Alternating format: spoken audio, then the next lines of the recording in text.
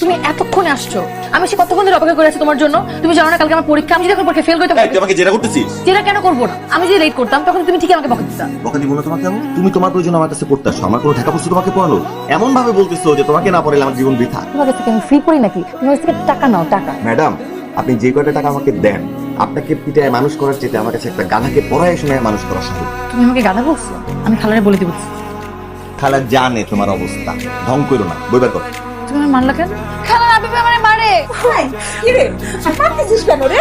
খালা মারছে, আমার হাতে মারছে, মাথায় মারছে, গায়ে মারছে, পিছে মারছে, সব জায়গায় মারছে। এই, তুই তো চোখের পাতি না ফেলে মিথ্যা কথা বলিস, তোর কাছে তো নাই কাছে। আশ্চর্য তো, আর মারবি না ওরে। যাও করতে পার। এই ওই বদলে কি রে?